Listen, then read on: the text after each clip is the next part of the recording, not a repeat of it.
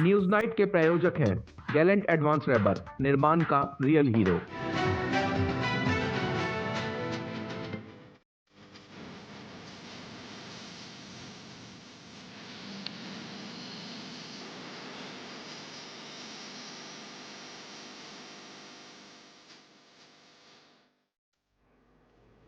नमस्कार, news night में आप सभी का स्वागत है। मैं हूं ऋतु वर्मा।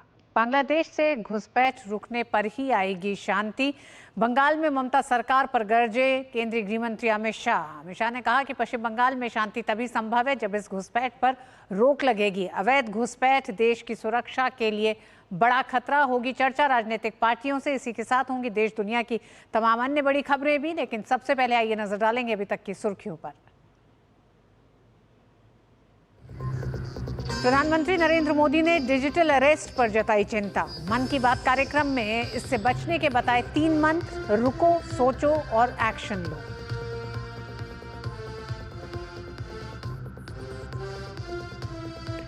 गृह मंत्री अमित शाह का पश्चिम बंगाल दौरा। लैंडपोर्ट पेट्रापोल में यात्री टर्मिनल भवन और मैत्री द्वार का किया उद्घाटन। भाजपा सदस्यता अभियान का भी किया शुभारंभ। कहा, बांग्लादेश से घुसपैठ रुकने पर ही आएगी शांति।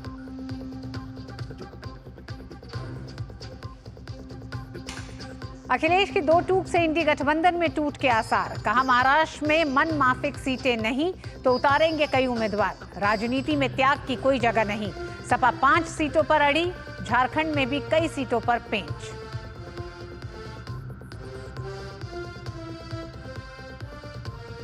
कर्नाटक और तेलंगाना में सैकड़ों एकड़ जमीन वक्फ बोर्ड को सौंपने की तैयारी। किसानों में भारी रोष।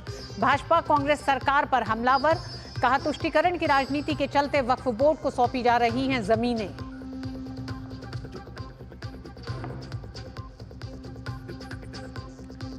और दूसरे वनडे में न्यूजीलैंड की महिला क्रिकेट टीम ने भारत के सामने रखा 260 रन का लक्ष्य। लड़खड़ाई भारत की पारी। हार के कगार पर भारत।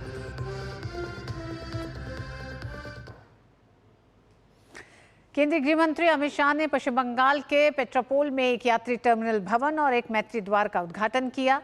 पेट्रापोल में दक्षिण एशिया का सबसे बड़ा भूमि बंदरगाह है और भारत बांग्लादेश के बीच व्यापार और वाणिज्य के लिए यह महत्वपूर्ण प्रवेश द्वार है।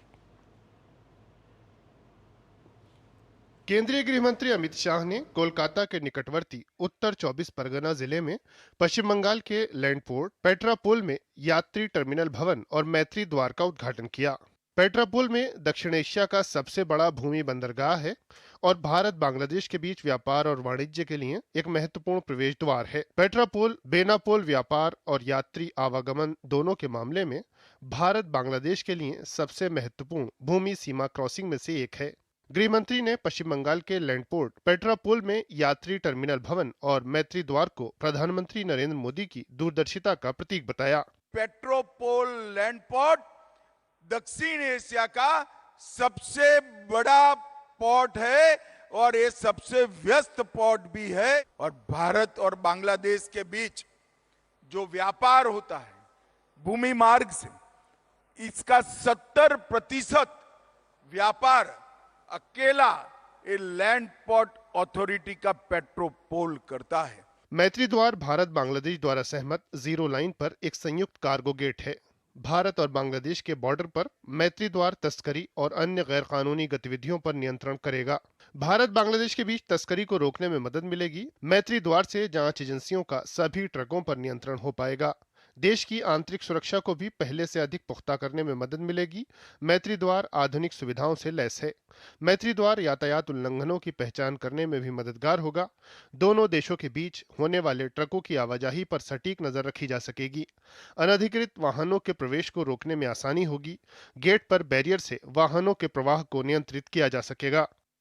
केंद्रीय गृह मंत्री अमित शाह ने कहा कि पीएम मोदी ने आंतरिक सुरक्षा के साथ साथ सीमाओं की सुरक्षा को मजबूत बनाया है। उन्होंने कहा कि पिछले 10 वर्षों में लैंड पोर्ट्स अथॉरिटी ने प्रगति की है। लैंड पोर्ट अथॉरिटी, इसका कंसेप्ट ही मोदी जी ने बदला।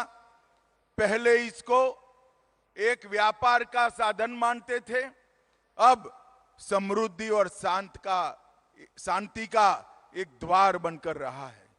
हमारे पड़ोसी राष्ट्रों से हमें जोड़ने का काम कर रहा है। पेट्रापोल बेनापोल सीमा बांग्लादेश सीमा पर सबसे व्यस्त भूमि बंदरगाहों में से एक है, क्योंकि दोनों देशों के बीच लगभग 70% व्यापार यहीं से होता है। यह गेट प्रतिदिन 600 से 700 ट्रकों के आवागमन को तेज और सरल बनाएगा।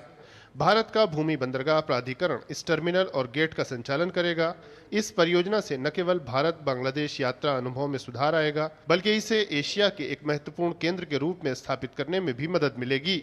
Bureau report, DD news. और बंगाल में हो रहे अवैध घुसपैठ देश की सुरक्षा के लिए चिंता का विषय है। राज्य में अवैध घुसपैठ के लिए केंद्रीय गृह मंत्री अमित शाह ने ममता बनर्जी को ठहराया जिम्मेदार। अमित शाह ने रविवार को बांग्लादेश से हो रही अवैध घुसपैठ को लेकर सख्त रुख अपनाते हुए कहा कि पश्चिम बंगाल में शांति तभी संभव है जब घुसपैठ पर रोक लगेगी। उन्होंने दावा किया कि 2026 में अगर भाजपा सत्ता में आती है तो अवैध घुसपैठ पर नियंत्रण लगाया जाएगा। पश्चिम बंगाल के दौरे पर पहुंचे केंद्रीय गृह मंत्री अमित शाह ने घुसपैठ के मुद्दे पर मुख्यमंत्री ममता बनर्जी पर जमकर निशाना साधा। अमित शाह ने कहा कि राज्य में शांति तभी आ सकती है जब बांग्लादेशी घुसपैठियों पर पूर्ण रूप से अंकुश लगेगा। अमित शाह ने राज्य से घुसपैठियों को बेदखल करने के लिए जनता से 2026 में सत्ता भाजपा के मजबूत हाथों में सौंपने का आह्वान किया। उन्होंने कहा कि बंगाल के विकास के लिए राज्य प्रायोजित घुसपैठ को रोकना होगा। जब कानूनी आवाजाही की व्यवस्था न हो तब आवाजाही अवैध रूप से होती है, और जब अवैध रूप से आवाजाही के रास्ते खुलते हैं वो बंगाल की, भारत की शांति को बहुत क्षति पहुंचाते हैं। मैं आज बंगाल की जनता को कहकर जाता हूं, 26 में परिवर्तन कर दीजिए। इस घुसपैठ को हम पूर्णतया रोक कर दम लेने वाले हैं, और शांति बंगाल में तभी हो सकती है जब एक घुसपैठ रुक जाए।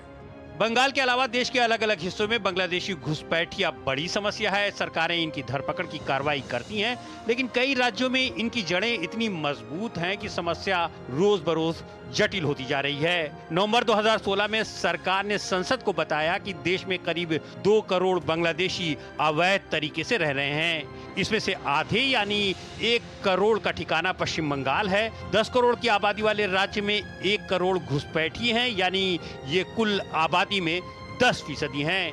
इनमें से 10% घुसपैठी वोटर भी हैं और सरकार बनाने और बिगाड़ने में इनकी बड़ी भूमिका होती है। उधर असम के मुख्यमंत्री हेमंता बिस्वा शर्मा ने घुसपैठियों को लेकर सभी सरकारों से सतर्क रहने पर जोर दिया है। Assam and Tripura, we are working very closely. We are detecting people. If Bengal government is also start detecting people, I think this will be a systematic effort. Bangladeshi घुसपैठियों के कारण कई राज्यों में डेमोग्राफी में भारी बदलाव की बात सामने आ रही है। झारखंड हाई कोर्ट में एक याचिका के जवाब में केंद्र सरकार ने बताया कि झारखंड के संथाल परगना में जनजातीय आबादी में 16% की कमी आई है। यह आबादी परगना में पहले 44% थी, लेकिन अब ये मात्र 28% रह गई है। जनजातीय आबादी के कम होने के पीछे 2 कारण बताए गए, पहला पलायन और दूसरा धर्मांतरण। वहीं याचिका में दावा किया गया है कि बांग्लादेशी घुसपैठियों के कारण जनसंख्या में बदलाव आ रहा है। अवैध घुसपैठ के कारण असम के कई इलाकों की जनसंख्या में भी बदलाव की बात सामने आ रही है। Bureau report, DD news. और अवैध घुसपैठ का क्या असर दिखाई दे रहा है, आइए आपको समझाते हैं किस तरह से जनगणना 2051 और 2011 की जनगणना के अंतर को भी आपको बताते हैं। 2051 की जनगणना जो थी और झारखंड के ये आंकड़े हैं, क्योंकि झारखंड कोर्ट में ये याचिका दी गई जिसमें कहा गया कि एक डेमोग्राफी में जिस तरह का बड़ा बदलाव देखा गया है पिछले कुछ सालों में, उसे इसके साथ, इन आंकड़ों के साथ समझा जा सकता है। संथाल परगना की कुल जनसंख्या 1951 में जनगणना के जो आंकड़े बताते हैं वो 23,22,092 थी, जो 2011 में 69,69,097 हो गई। और इसमें अगर हिंदू आबादी आप देखेंगे तो 51 में हिंदू आबादी 90% थी और वही हिंदू आबादी 67% 2011 में दिखाई देती है। लेकिन अगर आप बात मुस्लिम आबादी की करेंगे तो 9% के करीब मुस्लिम आबादी थी, जो 2011 तक 22% हो गई। ईसाई आबादी जो कि 0.18% थी, वो 4.21% हो गई। तो ये एक बड़ा बदलाव है जिसको लेकर की याचिका डाली गई और उसमें ये कहा गया कि पलायन और धर्मांतरण, यानी कि घुसपैठ और धर्मांतरण दो बड़े कारण बताए गए हैं इस बदलाव के। इसी के साथ आइए आपको बताती हूं कि झारखंड के केंद्र सरकार के हलफनामे में केंद्र सरकार ने किन बातों को सबके सामने रखा। संथाल परगना में आदिवासी आबादी पिछले कुछ समय में 16% कमी आई है आदिवासी आबादी में, जो कि एक चिंता का विषय है। आदिवासी आबादी 44% से घटकर 28% हो गई है।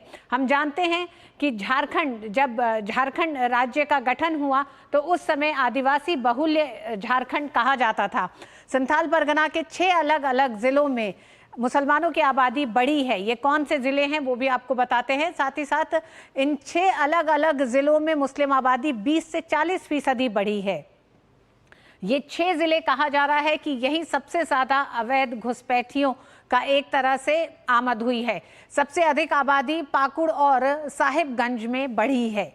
इसी के साथ वो और जो जिले हैं, संथाल परगना के 5 जिले जो हैं, साहिबगंज, गोडा, पाकुड़, दुमका और जामताड़ा में बांग्लादेशी घुसपैठ मौजूद हैं।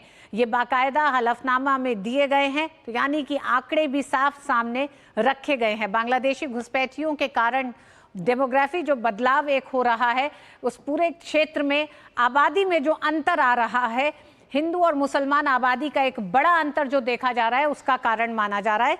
बांग्लादेश से अवैध घुसपैठ की संख्या लगातार बढ़ रही है, जो सिर्फ झारखंड के लिए चिंता का विषय नहीं है, वो ये चिंता का विषय पूरे देश की सुरक्षा को ध्यान में रखते हुए है। इस बात की तरफ इशारा केंद्रीय गृह मंत्री कई बार कर चुके हैं। साथ ही साथ तमाम अन्य राज्यों के मुख्यमंत्री भी इस समस्या को लेकर कई कदम उठा चुके हैं। असम में पिछले 2 महीने में 138 घुसपैठियों को उनके देश वापस भेजा गया है। ये कुछ ताज़ा मामले हैं जो अवैध घुसपैठियों के, बांग्लादेशी घुसपैठियों के सामने आया। 25 अक्टूबर 2024 को अहमदाबाद पुलिस क्राइम ब्रांच ने 51 अवैध बांग्लादेशी अप्रवासियों को गिरफ्तार किया, हिरासत में लिया है। इसी के साथ महाराष्ट्र की पुणे पुलिस ने भी रंजन गांव में 21 अक्टूबर को 21 बांग्लादेशियों को गिरफ्तार किया। तो ये कुछ ताज़ा मामले हैं। 24 अक्टूबर को जयपुर में पुलिस ने 12 बांग्लादेशी घुसपैठियों को पकड़ा। ये लगातार अलग अलग राज्यों से, अलग अलग शहरों से जो धरपकड़ हुई है। 16 अक्टूबर को बीएसएफ के दक्षिण बंगाल फ्रंटियर के जवानों ने मुर्शिदाबाद जिले में भारत बांग्लादेश सीमा पर घुसपैठ की एक पूरी कोशिश को नाकाम किया था। तो कई ऐसी कोशिशें जो बॉर्डर पे हो रही हैं, साथ ही साथ जो तमाम राज्यों में अवैध तरीके से जो घुसपैठ की गई है, उस पर कड़े कदम उठाए जा रहे हैं। अवैध तरीके से भारत में प्रवेश की कोशिश करते 4 बांग्लादेशी नागरिकों को गिरफ्तार किया गया। तो ये बीएसएफ ने किया। वहीं 29 सितंबर को मेघालय के दक्षिण पश्चिम में गारो पहाड़ जिले में भी बीएसएफ और पुलिस ने के संयुक्त अभियान में 10 बांग्लादेशी घुसपैठियों को पकड़ा गया था। इसी के साथ एक वो भी आंकड़ा आपके सामने रखते हैं कि 2016 में भी किस तरह से संसद में सरकार ने तब ये आंकड़ा रखा था कि जिसमें कहा गया था करीब 2 करोड़ बांग्लादेशी घुसपैठ अवैध रूप से भारत में है, जिसमें से 1 करोड़ की संख्या पश्चिम बंगाल में ही मौजूद है। ये आंकड़ा 2016 का है। तो 16 से लेकर आज हम 24 की बात कर रहे हैं, यानी कि 8 साल आगे हम आ चुके हैं। किस तरह से ये एक तरह से आंकड़े बदले हैं, और ये जो एक बड़ा सवाल खड़ा हुआ है कि अवैध घुसपैठ जो लगातार हो रही है, वो भारत की सुरक्षा के लिए कितना बड़ा मसला बन गया है, इसी पर आज हम चर्चा भी करेंगे। आज की चर्चा का हमारा विशेष इसी पर आधारित है, घुसपैठिए देश की सुरक्षा में बड़ा खतरा।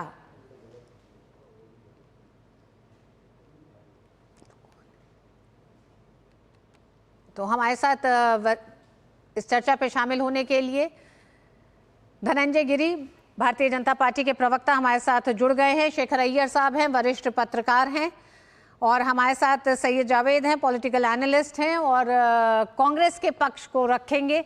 आप तीनों का ही बहुत बहुत स्वागत है। सैयद जावेद, अगर आप ही के पास आऊं तो देश के सामने अवैध बांग्लादेशी घुसपैठ या फिर अवैध घुसपैठिए जो हैं एक बड़ी चिंता का विषय हो रहे हैं, देश की सुरक्षा के लिए एक बड़ी चिंता बनते जा रहे हैं।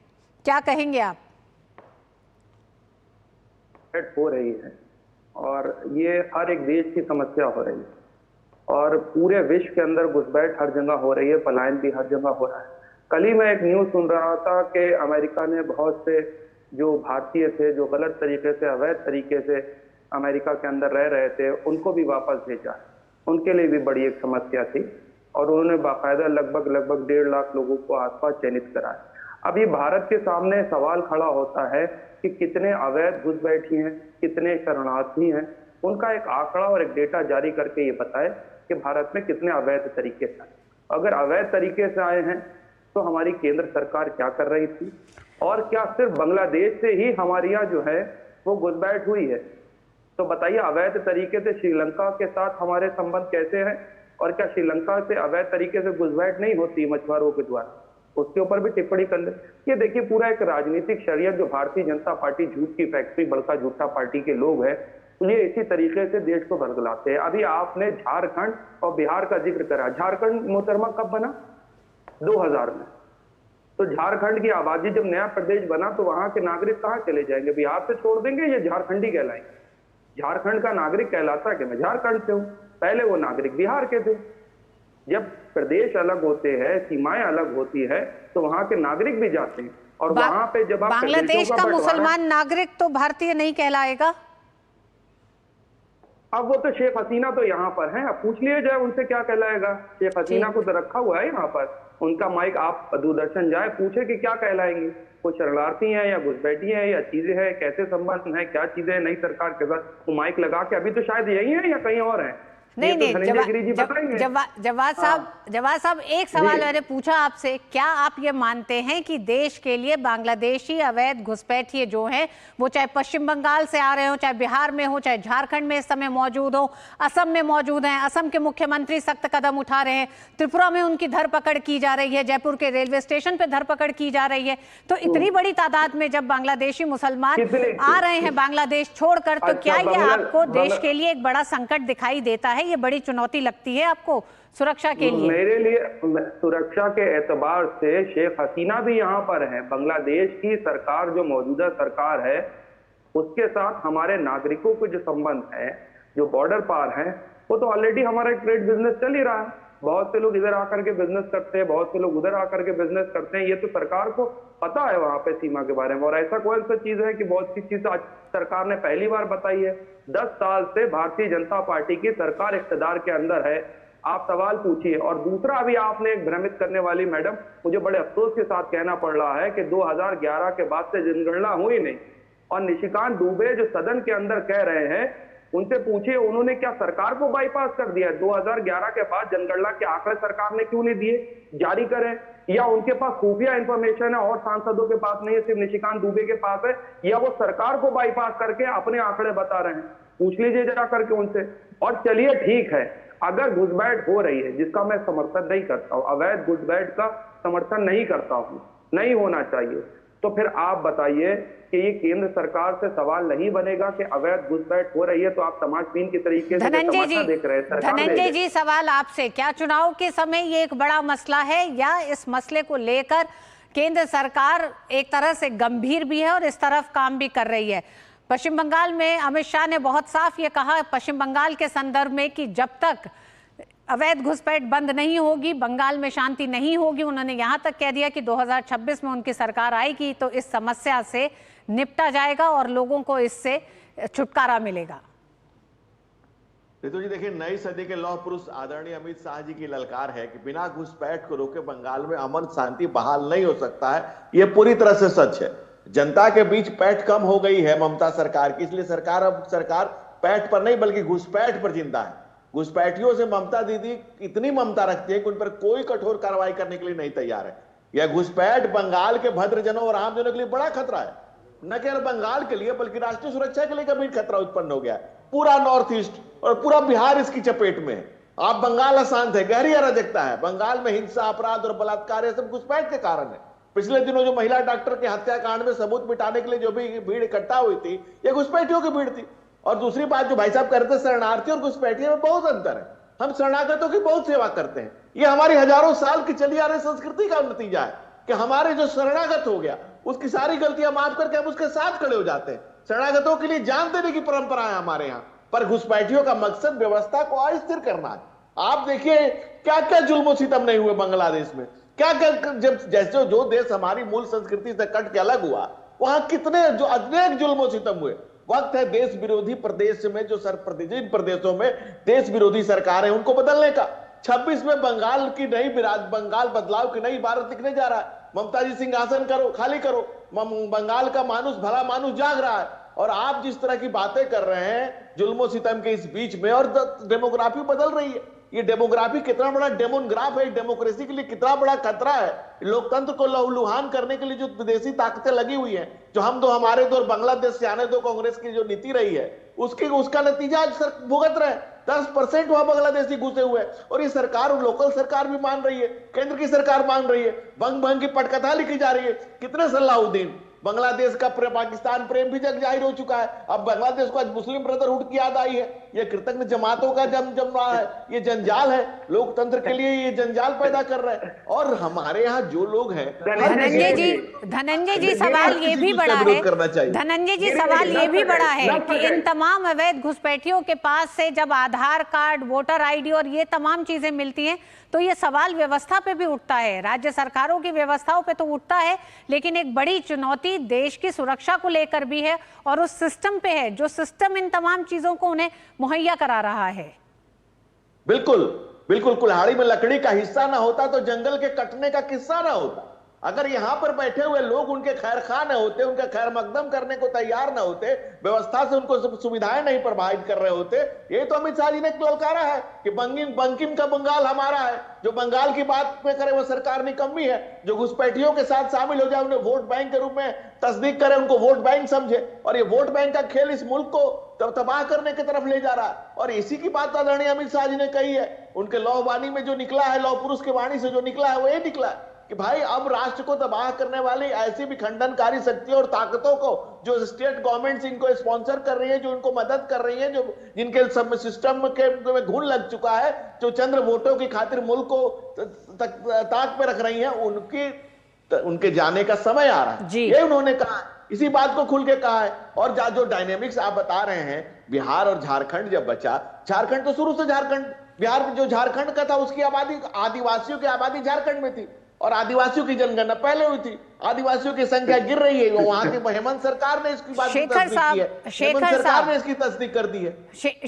शेखर साहब, क्या ये पूरा मुद्दा इतना संवेदनशील नहीं है कि सत्ता पक्ष विपक्ष एक दूसरे पर हमलावर होने के साथ ही साथ इस बात पे विचार किया जाए कि ये जो इतना बड़ा संकट है इससे निपटा कैसा जाए? क्योंकि अब ये संकट सिर्फ सीमाओं से अवैध घुसपैठ तक का नहीं है, एक पूरा इकोसिस्टम, एक सिस्टम बन गया है उनको तमाम चीजें मुहैया कराने के लिए। अब वो चाहे राजनीतिक पार्टियां वोट बैंक के नाते कर रही हो, लोग अपने छोटे बहुत जो वेस्टेड इंटरेस्ट है उसके लिए कर रहे हो। नीतू जी, आप हैरान होंगे, मतलब इस बात को ज्यादा पार्लियामेंट में इसके बारे में जब ममता बनर्जी विपक्ष में थे, यानी वहाँ पे वामपंथी सरकार थी, तब ममता बनर्जी ने कई बार पार्लियामेंट में ये एलिगेशन किया था कि वहाँ पे इलीगल माइग्रेशन अलाउ हो रहा है और उनको सारा व्यवस्था किया रहा है ताकि वो लेफ्ट के वोट बैंक बन जाए। और अच्छा, इस पे क्या बात है कि देखिए, अवैध कौन है जिसके पास डॉक्यूमेंट्स नहीं है, लेकिन अभी समस्या क्या है, दो लोग आए हैं, एक सिस्टमेटिक टाइप जो सिस्टम वहाँ चल रहा है कि जो आए हैं उनके लिए आधार कार्ड बनता है, वोटर कार्ड बनता है, सब कुछ बन जाता है। फिर आप कैसे उनको डिटेक्ट करेंगे तो कैसे डिपोर्ट करेंगे? देखिए, अभी अभी सुप्रीम कोर्ट की जजमेंट जो आई थी असम अकॉर्ड के बाद, जो संशोधन हुआ था, उसमें यह क्लियर था कि 71 के बाद, यानी बांग्लादेश बनने के बाद जो भी अगर लोग आए हैं तो उनको इलेक्टोरल रोल्स में से हटाना है, कि पहले एस्टेब्लिश करना होगा। वो कब आए? देखिए, चुनौतियां बहुत है, इसमें राजनीति अवश्य जुड़ी हुई है, लेकिन देश की इंटरनल सिक्योरिटी भी है, साथ में आर्थिक व्यवस्था को लेकर भी है। देखिए, हमारे पास जितने धनराशि है, जो हमारे लोगों को गरीबी से उठाने की जो जितने कार्यक्रम चल रहा है, अगर इस पे लगातार इस तरह की माइग्रेशन होता जाए बिना अनचेक्ड, कई कारणों से, कि बॉर्डर पोरस बॉर्डर है, आप प्रॉपर ये कर नहीं सकते, तो जिसको लेकर कई आपने देखा है जिले जो है, जो बांग्लादेश से जुड़ा हुआ जितना बॉर्डर डिस्ट्रिक्ट्स है, वो बिहार में हो, बंगाल में हो, असम में हो, और मेघालय में हो, सब जगह एक परिवर्तन आ रहा है, डेमोग्राफी पे रिफ्लेक्ट हुआ है। इसको लेकर सरकार, मैं ये नहीं कह रहा हूं ये सरकार, पिछले सरकार की रिपोर्ट भी यही थी, क्योंकि एक गंभीर विषय है। क्योंकि सवाल क्या है कि हमारे पास इतना धनराशि नहीं है कि भाई सब लोग इधर आ जाए, सबकी हम व्यवस्था कर पाए, क्योंकि प्रेशर बढ़ता है। प्रेशर किस पर बढ़ता है? जमीन पर पड़ता है, आपके रिसोर्सेस पे पड़ता है, आपके जितने कार्यक्रम चल रहा है, मनरेगा हो जो भी हो, उस पर भी पड़ता है। तो इसको लेकर देखिए, पहला तो बात, और दूसरी बात हमारी डेमोक्रेसी को इफेक्ट करता है। अगर जो इस देश के नागरिक नहीं है, पड़ोसी देश से आए हैं, वो अगर वोटर बन जाएंगे और आपके कई एरिया में अगर वही उनका ही ज्यादा मेजोरिटी होगा, तो वो क्या उस राज्य का या उस इलाके का कोई डेमोक्रेटिक विल को रिफ्लेक्ट करेगा? जो जेन्युइन है वोटर से वो अलग बात है, लेकिन जो नहीं है, और ये जो चल रहा है भाई किसी तरह उनको ले आओ बसाओ। अब बात आती है झारखंड के 57 इलाकों में, भाई वहां क्यों डेमोग्राफी बदल रहा है? हमने पहले क्या सुना था, जो चिकन नेक कहते हैं, पश्चिम बंगाल के जो आप जो नैरो एरिया है जो सिलीगुड़ी को जाता है, वो वहां पे बहुत डेमोग्राफी चेंज हुई है, जिसको लेकर आज पश्चिम बंगाल में भी चिंता हो रही है। देखिए, इसको अल्पसंख्यक या मुसलमान वोटर्स के बारे में ऐसा नहीं सोच रहा है।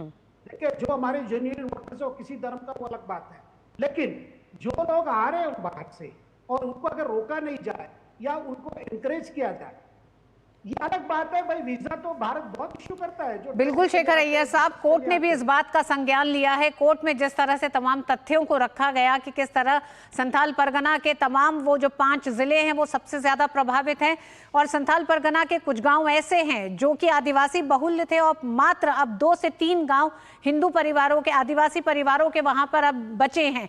तो ये बताता है कि किस तरह से जमीन पे एक बड़ा बदलाव देखा जा रहा है, एक डेमोग्राफिक बदलाव देखा जा रहा है, जो कि अवैध घुसपैठियों की लगातार जो आवाजाही है उसको लेकर ये बढ़ रहा है। बहुत बहुत धन्यवाद आप तीनों मेहमानों का इस चर्चा में शामिल होने के लिए।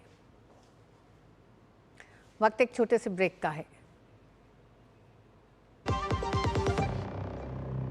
कभी नाच गाना और बेहतरीन खाना, कभी सास बहू की नोक-झोंक में स्वाद का मुस्कुराना, कभी रिश्तों में मुस्कुराहट और स्वाद भरना। असली मसालों का उपहार MDH बनाए खास हर त्योहार, क्योंकि हर रिश्ता है स्वाद से जुड़ा। आइए मनाए खुशियों की दीपावली MDH मसालों वाली। बात जब पीढ़ियों के लिए बनने वाले घर की हो तो जिम्मेदारी बड़ी हो जाती है। गैलेंट समझता है ये जिम्मेदारी। अब डबल M रिब्स के साथ गैलेंट एडवांस TMT रीबार, निर्माण का रियल हीरो। एक ऐसा तबका जो रिटायरमेंट के बारे में आज भी बिल्कुल नहीं सोचता, वो है औरतें। औरतें कमा के भी वल्नरेबल हैं। सो NPS एक इक्वालिटी ला रहा है, हम सब एक बराबर प्लेटफॉर्म पे हैं। अपने बेहतर कल को सुनिश्चित करने के लिए NPS जरूरी है। जिंदगी की हर छोटी बड़ी जरूरत के लिए आप जो सपने सजाते हैं, बस उसी उम्मीद को तो हम सहारा लगाते हैं। SIP आपकी सेविंग्स को आपकी खातिर काम पर लगाएगी। आज ही अपनी पहली SIP की शुरुआत करें। अधिक जानकारी के लिए अपने वित्तीय सलाहकार से परामर्श करें। LIC म्यूचुअल फंड द्वारा निवेशक शिक्षा की एक पहल। म्यूचुअल फंड निवेश बाजार के जोखिम के अधीन हैं। योजना से संबंधित सभी दस्तावेजों को ध्यान से पढ़ें।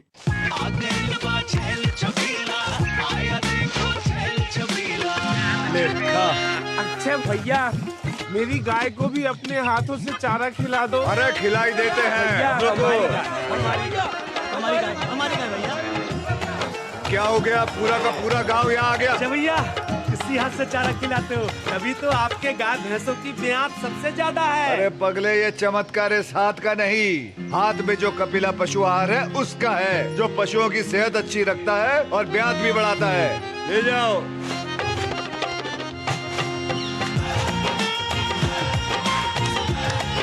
कपिला, देश का नंबर 1 पशु आहार। पश्चिम बंगाल में केंद्रीय गृह मंत्री अमित शाह ने भारतीय जनता पार्टी के सदस्यता अभियान की शुरुआत की। देश भर में भाजपा अपना सदस्यता अभियान चला रही है। अमित शाह ने पश्चिम बंगाल में 1 करोड़ भाजपा के सदस्य बनाने का आह्वान किया है। केंद्रीय गृह मंत्री अमित शाह ने रविवार को पश्चिम बंगाल में भारतीय जनता पार्टी की सदस्यता अभियान की शुरुआत की। भाजपा इन दिनों देश भर में सदस्यता अभियान चला रही है। इस मौके पर केंद्रीय गृह मंत्री अमित शाह ने कहा कि बंगाल से ममता के आतंक को मुक्त करना है। अमित शाह ने कहा कि पश्चिम बंगाल में भ्रष्टाचार रोकने के लिए भाजपा की सरकार जरूरी है। नौकरी देने में भी भ्रष्टाचार, मनरेगा में भी भ्रष्टाचार, अनाज बांटने में भ्रष्टाचार, स्वास्थ्य की सेवाओं में भी भ्रष्टाचार। कट मनी का जो बोलबाला बंगाल में हुआ है उसको समाप्त करने का एकमात्र रास्ता है बंगाल में 26 में भारतीय जनता पार्टी की सरकार बनाना। भाजपा ने सदस्यता अभियान के लिए नए सिरे से 10 करोड़ सदस्य बनाने का लक्ष्य रखा है। साल 2024 में भाजपा सदस्यता अभियान के तहत 10 करोड़ सदस्य बन चुके हैं। पार्टी के पास पहले से 18 करोड़ सदस्य हैं। अमित शाह ने दावा किया कि साल 2026 में बंगाल में भारी बहुमत के साथ भाजपा की सरकार बनेगी। साथ ही उन्होंने कहा कि बंगाल को सोनार बंगला बनाया जाएगा। बंगाल के कार्यकर्ताओं का बलिदान व्यर्थ नहीं जाएगा। यहाँ एक बार फिर से सोनार बांग्ला बनेगा और मोदी जी के नेतृत्व में ही बनेगा। और 26 का चुनाव आने वाले सभी समय के चुनाव, गए हुए सभी चुनावों में एक मील का पत्थर साबित होने वाले हैं। लोकसभा चुनाव के बाद संगठन के कील कांटे को दुरुस्त करने के लिए भारतीय जनता पार्टी जोर शोर से सदस्यता अभियान चला रही है। अभी पुराने सदस्यों को जोड़ने और नए सदस्य बनाने के लिए बीजेपी ने राज्य इकाई को टारगेट दे रखा है। Bureau report, DD news. और लोकसभा चुनाव से लेकर महाराष्ट्र चुनाव तक इंडिया ब्लॉक और महाविकास अघाड़ी में कांग्रेस से मोहभंग के संकेत साफ होते जा रहे हैं। महाविकास अघाड़ी में सहयोगी दलों के साथ सीटों के टकराव को उत्तर प्रदेश से अखिलेश यादव के महाराष्ट्र चुनाव में सीटों के दावे ने कांग्रेस की मुश्किलों को और बढ़ा दिया है। महाराष्ट्र में विधानसभा चुनाव की तारीख जैसे जैसे नजदीक आ रही है, महाविकास अघाड़ी के सहयोगी दलों के बीच सीटों के बंटवारे को लेकर खींचतान भी तेज हो गई है। लोकसभा चुनाव के बाद कांग्रेस को लेकर उसके सहयोगी दलों में धीरे धीरे उत्साह कम होता जा रहा है। शायद यही वजह है कि महाराष्ट्र में समाजवादी पार्टी भी महाविकास अघाड़ी के गठबंधन में अपने लिए ज्यादा से ज्यादा सीटें चाहती है। समाजवादी पार्टी के प्रदेश अध्यक्ष अबू आजमी के बाद अब पार्टी मुखिया अखिलेश यादव ने भी जता दिया कि उनके मन मुताबिक सीटें नहीं मिलती हैं तो वे अपना रास्ता अलग कर लेंगे। उन्होंने ताकीद की कि राजनीति में त्याग की कोई जगह नहीं है। पहले कोशिश करेंगे कि हम लोग गठबंधन में रहें। अगर वो गठबंधन में नहीं रखना चाहते हैं तो वहीं पर लड़ेंगे जहां पर हमारी पार्टी को वोट मिलेगा या संगठन है जो पहले से काम करते आए। लेकिन राजनीति में ये समझना चाहिए त्याग की कोई जगह नहीं है। दरअसल सपा नेता अबू आजमी ने महाविकास अघाड़ी से महाराष्ट्र में 5 सीटों की मांग की थी, लेकिन 26 अक्टूबर को अबू आजमी की डिमांड वाली 5 में से 3 सीटों पर शिवसेना उद्धव गुट और कांग्रेस ने अपने उम्मीदवारों का ऐलान कर अपनी मंशा साफ कर दी। इस पर तिलमिलाए अबू आजमी ने साफ किया कि अगर 5 सीटें नहीं मिली तो वह पूरी 25 सीटों पर चुनाव लड़ेंगे। वहीं कांग्रेस अब मामले को शांत करने में जुटी हुई है। Secular parties together, but every party cannot be given so much of seats. So Samajwadi Party is also a part of the alliance. We will try to give them the seats which they deserve. Congress के लिए बीते दिनों में राजनीतिक माहौल कुछ उत्साहित करने वाला नहीं रहा है। लोकसभा चुनाव के नतीजों के बाद कांग्रेस के हौसले जरूर बुलंदी पर थे, लेकिन हरियाणा में मिली करारी शिकस्त के बाद कांग्रेस के सहयोगी दलों को उस पर हावी होने का मौका मिल गया है। मुंबई से शिशिर शेलार के साथ दिल्ली से देवेंद्र रावत की रिपोर्ट, डीडी न्यूज। और न्यूज नाइट में वक्त एक छोटे से ब्रेक का। बात जब पीढ़ियों के लिए बनने वाले घर की हो तो जिम्मेदारी बड़ी हो जाती है। गैलेंट समझता है ये जिम्मेदारी। अब डबल एम रिब्स के साथ गैलेंट एडवांस TMT रीबार, निर्माण का रियल हीरो। सोने की चमक और बढ़ जाती है जब वो खरा हो। अब आप कहेंगे कि ये सोना खरा है, ये मैं कैसे जानती हूँ? मैं क्या जौहरी हूँ? जी नहीं, लेकिन BIS ने इसे बहुत आसान बना दिया है। गोल्ड ज्वेलरी पर 6 अंकों वाले HUID कोड के साथ हॉल मार्किंग मैंडेटरी कर दी है।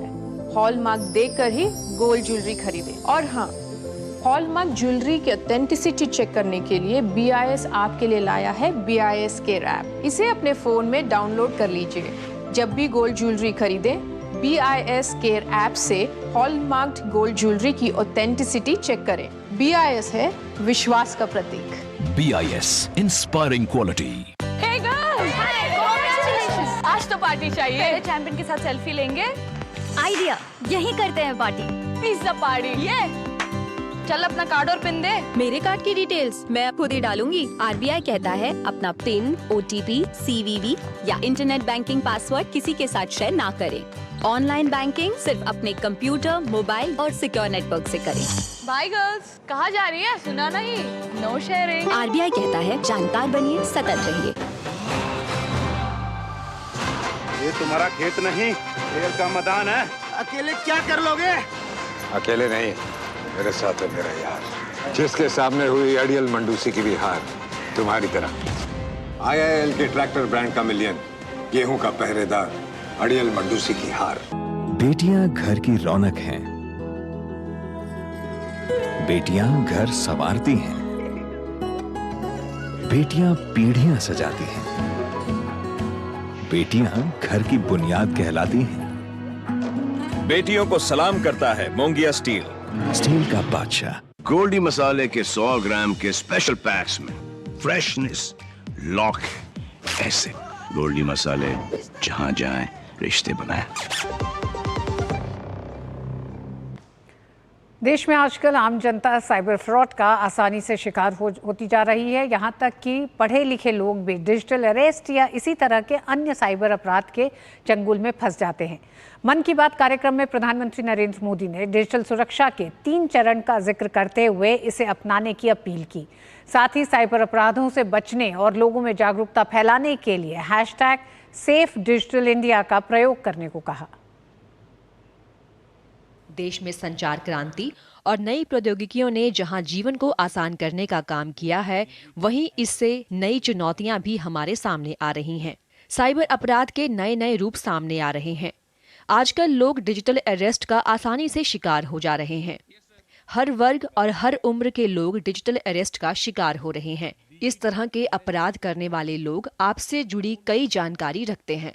प्रधानमंत्री नरेंद्र मोदी ने मन की बात कार्यक्रम में लोगों से इस तरह के अपराध से बचने के लिए डिजिटल सुरक्षा के 3 चरणों का जिक्र किया। पहले चरण में मैंने कहा रुको, दूसरे चरण में मैंने कहा सोचो, और तीसरा चरण कहता हूं एक्शन लो। राष्ट्रीय साइबर हेल्पलाइन 1930 डायल करें। cybercrime.gov.in पर रिपोर्ट करें। परिवार और पुलिस को सूचित करें। सबूत सुरक्षित रखें। रुको, बाद में सोचो और फिर एक्शन लो। ये 3 चरण आपकी डिजिटल सुरक्षा का रक्षक बनेंगे। प्रधानमंत्री मोदी ने कहा कि इस तरह के साइबर अपराधों से बचने के लिए केंद्र और राज्य सरकारें मिलकर काम कर रही हैं। डिजिटल अरेस्ट के नाम पर जो फरेब चल रहा है, उससे निपटने के लिए तमाम जांच एजेंसियां राज्य सरकारों के साथ मिलकर काम कर रही है। इन एजेंसियों में तालमेल बनाने के लिए नेशनल साइबर कोऑर्डिनेशन सेंटर की स्थापना की गई है। डिजिटल अरेस्ट के नाम पर हो रहे स्कैम से बचने के लिए बहुत जरूरी है हर किसी की जागरूकता। आप जागरूकता के लिए #SafeDigitalIndia का प्रयोग कर सकते हैं। प्रधानमंत्री मोदी ने स्कूल और कॉलेज के प्रबंधन से छात्रों को इस मुहिम में जोड़ने को कहा। साथ ही सोशल मीडिया के जरिए इससे संबंधित जानकारी साझा करते हुए जनता को जागरूक करने की अपील की। उन्होंने समाज के सभी तबकों से साइबर फ्रॉड से बचने की मुहिम में जुटने की अपील की। Bureau report, DD news. प्रधानमंत्री नरेंद्र मोदी सोमवार को गुजरात का दौरा करेंगे, जहां वो अपने स्पेन के समकक्ष पेड्रो सांचेज के साथ मिलकर टाटा एयरक्राफ्ट कॉम्प्लेक्स का उद्घाटन करेंगे। ये कॉम्प्लेक्स C295 विमान के निर्माण के लिए बनाया गया है। भारत में अलग अलग स्थानों पर तैयार कलपुर्जों को जोड़कर सैन्य विमान बनाने की निजी क्षेत्र की पहली यूनिट शुरू होने जा रही है। प्रधानमंत्री नरेंद्र मोदी स्पेन के प्रधानमंत्री के साथ टाटा एयरक्राफ्ट कॉम्प्लेक्स का सोमवार को उद्घाटन करेंगे। टाटा एडवांस सिस्टम लिमिटेड द्वारा कॉम्प्लेक्स C295 विमान का निर्माण किया जाएगा। C295 परियोजना के तहत 56 विमानों का निर्माण किया जाएगा, जिसमें से 16 विमान एयरबस के जरिए सीधे स्पेन से प्रदान किए जाएंगे, जबकि शेष 40 विमानों का निर्माण भारत में किया जाएगा। TACL इन 40 विमानों का निर्माण करेगी। यह सुविधा भारत में सैन्य विमानों के लिए पहली निजी क्षेत्र की फाइनल असेंबली लाइन होगी। इस प्रक्रिया में विमान के निर्माण से लेकर असेंबली, परीक्षण और उसे सक्षम बनाने से लेकर डिलीवरी व रखरखाव तक शामिल है। 2022 में प्रधानमंत्री ने वडोदरा में फाइनल असेंबली लाइन की आधारशिला रखी थी। अब वो इसका उद्घाटन करने जा रहे हैं। मेरे पीछे जो विमान आपको दिखाई दे रहा है उसका नाम है C295। आपको बता दें कि इंडियन एयर फोर्स का ये नया मालवाहक विमान है और टाटा एडवांस सिस्टम लिमिटेड के द्वारा इस विमान को बनाया जा रहा है। अगर इसकी हम क्षमता की बात करें तो 5000 किलोग्राम से लेकर 10,000 किलोग्राम तक का जो वजन है इस विमान के अंदर लेकर जाया जा सकता है। सोमवार को दोनों देशों के प्रमुख मिलेंगे। स्पेन के प्रधानमंत्री का स्वागत करने के लिए बड़ौदा को विशेष तौर पर सजाया गया है। बड़ौदा एयरपोर्ट से लेकर टाटा एयरक्राफ्ट कॉम्प्लेक्स तक एक रोड शो का आयोजन होगा, जिसमें बड़ी संख्या में गुजरात वासी प्रधानमंत्री नरेंद्र मोदी और स्पेन के प्रधानमंत्री पेड्रो सांचेज का स्वागत करेंगे। दोनों ही देशों के जो प्रमुख हैं उनका स्वागत करने के लिए बड़ी संख्या में बड़ौदा के जो निवासी हैं वो यहाँ पर सड़कों पर पहुँचेंगे और उसके लिए लगातार जो तैयारियां हैं वो भी चल रही हैं। आपको बता दें कि भारत के विकास की जो गाथा है वो इस रोड शो में आपको दिखाई देगी। भारत की संस्कृति, इसके अलावा गुजरात का कल्चर, गुजरात का डांडिया, वो भी रोड शो के दौरान देखने को मिल सकता है। रोड शो और टाटा एयरक्राफ्ट कॉम्प्लेक्स के उद्घाटन के बाद प्रधानमंत्री वडोदरा के लक्ष्मी विलास पैलेस का दौरा करेंगे, जहां दोनों देशों के प्रमुख भारत और स्पेन के संबंधों को एक नई ऊंचाई देने के साथ देश विदेश के महत्वपूर्ण मसलों पर चर्चा करेंगे। वडोदरा से नीरज सिंह की रिपोर्ट, डीडी न्यूज। और प्रधानमंत्री नरेंद्र मोदी सोमवार को वडोदरा के बाद अमरेली पहुंचेंगे, जहां में तकरीबन 4,900 करोड़ रुपए के विकास कार्यों का शुभारंभ करेंगे, जिसमें सबसे खास है भारत माता सरोवर। सोमवार का दिन गुजरात के लिए काफी ऐतिहासिक होने जा रहा है, जब प्रधानमंत्री नरेंद्र मोदी अमरेली के दुधाला में ढोलकिया फाउंडेशन और गुजरात सरकार के सहयोग से पीपीपी मॉडल पर बने भारत माता सरोवर का उद्घाटन करेंगे। मूल रूप से ये जलाशय पहले 4.5 करोड़ लीटर पानी ही संरक्षित कर पाता था, लेकिन पीपीपी मॉडल के तहत इसे और गहरा, चौड़ा और मजबूत बनाकर इसकी क्षमता 24.5 करोड़ लीटर तक कर दी गई है। इस प्रोजेक्ट के आसपास के कुएं और कूपों में जलस्तर बढ़ गया है, जिससे स्थानीय गांवों और किसानों को सिंचाई की बेहतर सुविधा प्रदान करने में मदद मिलेगी। प्रधानमंत्री का ये विजन है, टूरिज्म को डेवलप करो, गांव को डेवलप करो और फार्मर को मजबूत करो, छोटे छोटे लोगों को कैसे फायदा होगा। तो ये एरिया में बहुत लैंड पड़ी है और इधर बहुत बड़ा स्कोप है टूरिज्म का। गिर तो नज़दीक में है, सोमनाथ भी नज़दीक में, जूनागढ़ भी नज़दीक में है। ये जो अहमदाबाद से के, बड़ौदा से के, दिल्ली से कोई भी आता है तो ये रास्ते बीच में आता ही है, तो इधर से लेके गिर तक टूरिज्म डेवलप होगा। इसके बाद प्रधानमंत्री नरेंद्र मोदी अमरेली में एक सार्वजनिक समारोह में लगभग 4,900 करोड़ रुपए की विभिन्न परियोजनाओं का उद्घाटन और शिलान्यास करेंगे। 2,800 करोड़ रुपए से अधिक की विभिन्न सड़क परियोजनाएं और 1,100 करोड़ रुपए की लागत से पूरी हुई भुज नालिया रेल गेज परिवर्तन परियोजना को राष्ट्र को समर्पित किया जाएगा। ये बहुत ही बड़े बदलाव हैं जो लोग देख रहे हैं। आने वाले समय में भी इसी तरीके से अमरेली में भी नेशनल हाईवे ऑफ इंडिया की जो स्टेट डिवीजन्स हैं, जो मिनिस्ट्री ऑफ रोड ट्रांसपोर्ट के अंदर आती हैं, उसमें भी बहुत सारे रोड्स के प्रोजेक्ट्स जो हैं वो उनका 4 लेनिंग का प्रोजेक्ट अभी चल रहा है। हमें लैंड एक्विजिशन भी कर रहे हैं और मैं मानता हूँ आगने वाले 5-6 साल में अमरेली जो डिस्ट्रिक्ट है वो बहुत बड़ा एक कायाकल्प दिखेगा। इस कार्यक्रम के अंतर्गत प्रधानमंत्री नरेंद्र मोदी अमरेली जिले के अंतर्गत जलापूर्ति विभाग की 700 करोड़ से अधिक की लागत वाली विभिन्न विकास परियोजनाओं का भी उद्घाटन और शिलान्यास करेंगे। इसका सीधा फायदा बोटाद, अमरेली, जूनागढ़, राजकोट और पोरबंदर जिलों के 36 शहरों और 1298 गांवों के 67 लाख से अधिक लोगों को पहुंचेगा। आज ये प्रधानमंत्री नरेंद्र मोदी की दूरदर्शिता का ही नतीजा है कि ढोलकिया फाउंडेशन के साथ पीपीपी मॉडल पर यहाँ पर 25 से 30 किलोमीटर लंबा जलाशय तैयार किया गया, यानी भारत माता सरोवर, जो न सिर्फ यहाँ के किसानों को सिंचाई के लिए जल उपलब्ध कराएगा, बल्कि अगर अमरेली डिस्ट्रिक्ट में 1 वर्ष तक बारिश नहीं भी हो तब भी यहाँ पर लोगों को पीने की पानी की समस्या नहीं होगी। अपने सहयोगी नीरज सिंह और कैमरामैन विनोद ओझा के साथ अभिषेक सिंह, डीडी न्यूज, अमरेली। और न्यूज नाइट में खबरें जा रही हैं, वक्त एक छोटे से ब्रेक का। जय भवानी, जय Shivaji. A warrior so brave he'll forever be hailed.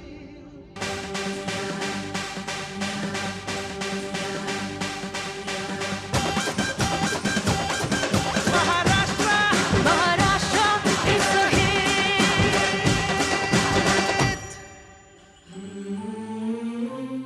Maharashtra tourism. बेटियां घर की रौनक हैं, बेटियां घर संवारती हैं, बेटियां पीढ़ियां सजाती हैं, बेटियां घर की बुनियाद कहलाती हैं। बेटियों को सलाम करता है मोंगिया स्टील, स्टील का बादशाह। हाथ धोकर आप यहाँ साबुन की जगह हैंड वॉश। मोहन का प्रमोशन हो गया क्या? सैवलॉन हैंड वॉश तो हमारा रोज का है। सिर्फ 10 रुपए में 200 ml हैंड वॉश बनाओ। Savlon powder to gel hand wash, germ से बचाए, शान बढ़ाए। जिंदगी की हर छोटी बड़ी जरूरत के लिए आप जो सपने सजाते हैं, बस उसी उम्मीद को तो हम सहारा लगाते हैं। SIP आपकी सेविंग्स को आपकी खातिर काम पर लगाएगी। आज ही अपनी पहली SIP की शुरुआत करें। अधिक जानकारी के लिए अपने वित्तीय सलाहकार से परामर्श करें। LIC म्यूचुअल फंड द्वारा निवेशक शिक्षा की एक पहल। म्यूचुअल फंड निवेश बाजार के जोखिम के अधीन है। योजना से संबंधित सभी दस्तावेजों को ध्यान से पढ़ें। गोल्डी मसाले के 100 ग्राम के स्पेशल पैक्स में फ्रेशनेस, लॉक, एसिड। गोल्डी मसाले, जहाँ जाएं रिश्ते बनाएं। कर्नाटक और तेलंगाना में सैकड़ों एकड़ जमीन पर वक्फ बोर्ड ने अपना दावा ठोका है। वक्फ बोर्ड ने कर्नाटक के विजयपुरा जिले के हुनवाड़ा गांव में किसानों की 1200 एकड़ जमीन पर और उधर तेलंगाना में मलकाजगिरी और रंगारेड्डी जिले के 750 एकड़ जमीन पर अपना दावा ठोका है। वक्फ बोर्ड ने वक्फ के फैसले के बाद किसानों और जमीन मालिकों में भारी रोष है। भाजपा ने कांग्रेस सरकार पर हमला करते हुए कहा है कि तुष्टीकरण की राजनीति के चलते वक्फ बोर्ड को जमीनें सौंपी जा रही हैं। देश के कई हिस्सों की जमीनों पर वक्फ बोर्ड के दावों से अक्सर विवाद सामने आते रहते हैं। ताजा मामला कर्नाटक के विजयपुर जिले का है, जहां प्रशासन के एक नोटिस से कई किसानों की भारी भरकम जमीन हाथ से निकलती दिखाई दे रही है। जिला प्रशासन ने एक अधिसूचना के जरिए कुछ किसानों की जमीनों को वक्फ में शामिल करने का फैसला किया है। जिला प्रशासन के इस फैसले के खिलाफ किसानों में रोष बढ़ता जा रहा है और वो सड़कों पर उतर आए हैं। दरअसल विजयपुरा जिले के होनवाड़ा गांव की 1200 एकड़ जमीन पर शाह अमीनुद्दीन दरगाह ने अपना हक जताया। इसके बाद स्थानीय तहसीलदार ने जमीन मालिक किसानों को नोटिस भेजकर इसका जवाब मांगा। किसानों ने आरोप लगाया कि जमीनों के मालिकाना हक से जुड़े दस्तावेजों में पहले ही छेड़छाड़ कर दी गई है। किसान इसे अपनी पुश्तैनी जमीन होने का दावा कर रहे हैं। कर्नाटक राज्य में बिना कोई नोटिस दिए वक्फ बोर्ड द्वारा विजयपुर के किसानों की जमीन हड़पना निंदनीय है। जमीरा अहमद विजयपुर आए और यहाँ के अधिकारियों से बात कर निर्णय लिया, लेकिन यह किसान विरोधी नीति है। जबकि वक्फ बोर्ड का कहना है कि ये नोटिस 1974 के गजट की घोषणा पर आधारित है। वक्फ बोर्ड के मुताबिक भूमि को राज्य सरकार ने वक्फ संपत्ति के रूप में चिन्हित किया था और इसे गजट में दर्ज किया गया था। अभी लोकल एमएलए कौन है?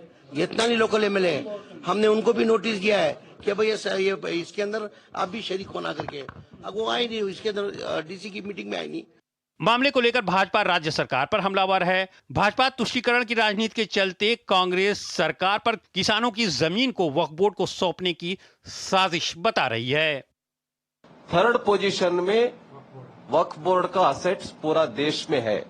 इतना जमीन, इतना लैंड उनको कैसे मिला, कौन दिया है? इसलिए उसके बारे में पूरा एक अच्छा तरफ से इंक्वायरी होना चाहिए। Farmers has been issued notice by the state government. It's not just a mistake. It's not just a mistake on the part of the government. It's a deliberate move by the government to help the work people. उधर तेलंगाना में भी वक्फ board के नियमों के सहारे मल्काजगिरी और रंगारेड्डी जिले की 750 एकड़ जमीन पर वक्फ बोर्ड को सौंपने की आशंका पैदा हो गई है। दरअसल हाल ही में पंजीकरण विभाग द्वारा मल्काजगिरी और रंगारेड्डी की कुछ संपत्तियों की बिक्री और खरीद पर रोक लगा दी थी। इसके बाद से लोगों में ये बेचैनी पैदा हो गई कि कहीं उनकी जमीन को वक्फ बोर्ड को सौंपने की तैयारी तो नहीं है। दरअसल वक्फ बोर्ड मेडिचल मल्काजगिरी जिले में 20 से 25 सर्वेक्षण संख्या में फैली लगभग 328 सूखी जमीन और 50 एकड़ आर्द्र भूमि पर अपना दावा ठोक रहा है। राज्य वक्फ बोर्ड के मुख्य कार्यकारी अधिकारी इन जिलों के कलेक्टरों को बोर्ड के दावों से संबंधित जमीनों को निषिद्ध सूची में शामिल करने की मांग कर रहे हैं। Bureau report, DD news. Bharat और चीन के बीच लद्दाख में वास्तविक नियंत्रण रेखा LAC पर समझौते की खबर लगातार ही सुर्खियों में बनी हुई है। इस समझौते के तहत अप्रैल 2020 में सीमा पर दोनों देशों के बीच विवाद शुरू होने से पहले जैसी व्यवस्था बहाल की जाएगी। विदेश मंत्री S जयशंकर ने मुंबई में एक संवाददाता सम्मेलन में कहा कि हम देपसांग और डमचक जैसे क्षेत्रों में 31 अक्टूबर 2020 से पहले वाली गश्त व्यवस्था पर लौटने की उम्मीद करते हैं। 21 अक्टूबर को जो सहमति जो बनी थी, देपसांग और डमचौक जो लद्दाख में सबसे नॉर्थ में है, वहाँ जो पेट्रोलिंग पे जो पहले जो बाधाएं लगी थी, अब उस पे सहमति बनी है और उस जगह में 2020 की जो पेट्रोलिंग जो थी पहले, हमारी अपेक्षा है कि उसी पेट्रोलिंग की स्थिति में हम लोग वापस जाएंगे। हमारी सेनाएं जो है एक दूसरे के बहुत नज़दीक आ गई थी और इसमें इसका खतरा होता है। इसके अलावा ये अगला स्तर जो है वो डी एस्केलेशन का है। डी एस्केलेशन का मतलब है कि दोनों सेनाएं काफ़ी बड़ी मात्रा में हथियार के साथ उस क्षेत्र में आए, तो वो हम उसको कम नहीं करेंगे जब तक हमें विश्वास नहीं है, क्योंकि यहाँ भी वो ऐसी डिसीजन हो। और न्यूज़ नाइट में वक्त एक छोटे से ब्रेक का है। कभी नाच गाना और बेहतरीन खाना, कभी सास बहू की नोक-झोंक में स्वाद का मुस्कुराना, कभी रिश्तों में मुस्कुराहट और स्वाद भरना। असली मसालों का उपहार MDH बनाए खास हर त्योहार, क्योंकि हर रिश्ता है स्वाद से जुड़ा। आइए मनाए खुशियों की दीपावली MDH मसालों वाली। सोने की चमक और बढ़ जाती है जब वो खरा हो। अब आप कहेंगे कि ये सोना खरा है, ये मैं कैसे जानती हूँ? मैं क्या जौहरी हूँ? जी नहीं, लेकिन BIS ने इसे बहुत आसान बना दिया है। गोल्ड ज्वेलरी पर 6 अंकों वाले HUID कोड के साथ हॉल मार्किंग मैंडेटरी कर दी है। हॉल मार्क देकर ही गोल्ड ज्वेलरी खरीदे। और हाँ, हॉलमार्क ज्वेलरी की ऑथेंटिसिटी चेक करने के लिए BIS आपके लिए लाया है BIS केयर ऐप। इसे अपने फोन में डाउनलोड कर लीजिए। जब भी गोल्ड ज्वेलरी खरीदें, BIS केयर ऐप से हॉलमार्क्ड गोल्ड ज्वेलरी की ऑथेंटिसिटी चेक करें। BIS है विश्वास का प्रतीक। BIS inspiring quality. बात जब पीढ़ियों के लिए बनने वाले घर की हो तो जिम्मेदारी बड़ी हो जाती है। गैलेंट समझता है ये जिम्मेदारी। अब डबल M रिब्स के साथ गैलेंट एडवांस TMT रीबार, निर्माण का रियल हीरो। ये तुम्हारा खेत नहीं, खेल का मैदान है। अकेले क्या कर लोगे? अकेले नहीं, मेरे साथ है मेरा यार, जिसके सामने हुई अड़ियल मंडूसी की भी हार तुम्हारी तरह।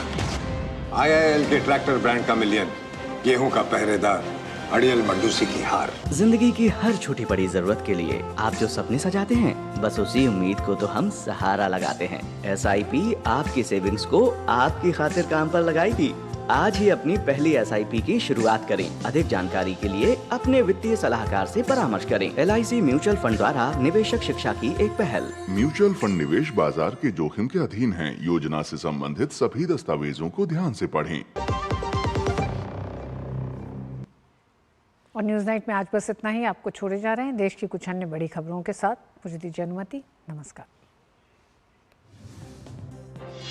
उपराष्ट्रपति जगदीप धनखड़ ने गुवाहाटी में कृष्ण गुरु इंटरनेशनल स्पिरिचुअल यूथ सोसाइटी के 21वें अंतर्राष्ट्रीय सम्मेलन में मुख्य अतिथि के तौर पर भाग लिया।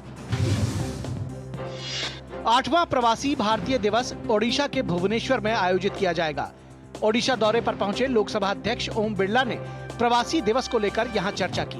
उन्होंने कहा कि दुनिया भर में ओडिशा मूल के लोग प्रवासी भारतीय दिवस में भाग लेंगे। ओडिशा में निवेश करके वे ओडिशा के विकास में बड़ी भूमिका निभाएंगे। यूपी के मुख्यमंत्री योगी आदित्यनाथ ने आज वाराणसी में संपूर्णानंद संस्कृत विश्वविद्यालय में संस्कृत छात्रवृत्ति योजना की शुरुआत की। इस दौरान मुख्यमंत्री योगी के बटन दबाते ही प्रदेश के 65,195 विद्यार्थियों के खाते में रकम पहुंच गई।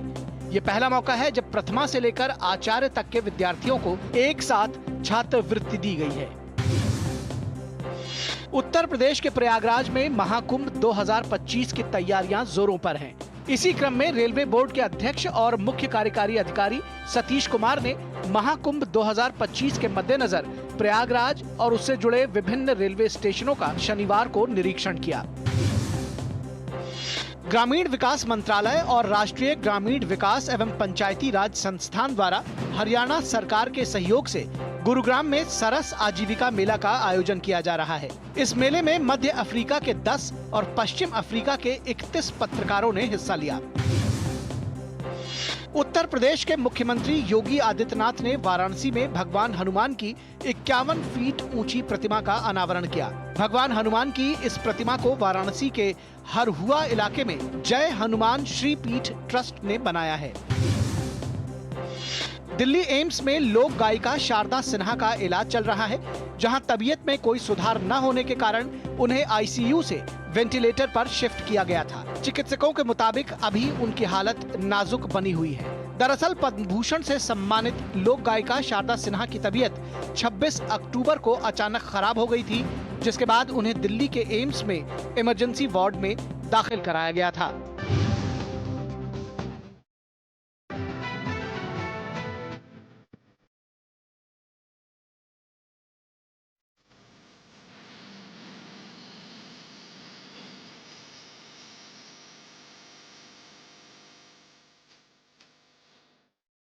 न्यूज नाइट के प्रायोजक थे गैलेंट एडवांस रबर, निर्माण का रियल हीरो।